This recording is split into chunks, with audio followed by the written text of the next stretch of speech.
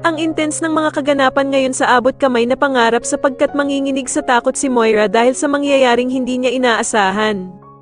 Dito nga ay mahuhuli siya sa akto ni Annalyn habang kinukuha niya ang pera ni Doc Robert kaya naman ay wala nang ang takas si Moira at hindi nito malaman ang kanyang gagawin.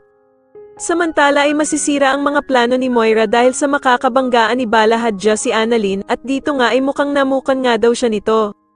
Bigla namang tatawag si Giselle kay Doc Robert at tatanungin nga siya nito kung kasama na nga daw ba niya ang kanilang tatay Pepe.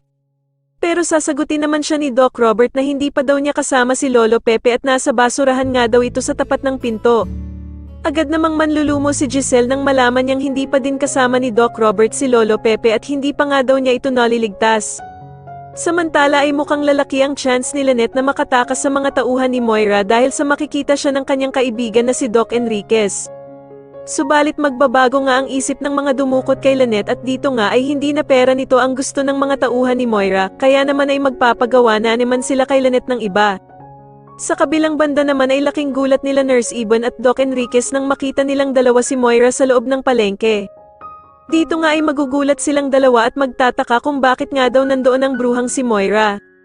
Manginginig naman sa takot si Moira at hindi nito malaman ang kanyang gagawin dahil sa wala na nga siyang takas sa pagkakahuli nila Annalyn sa kanya.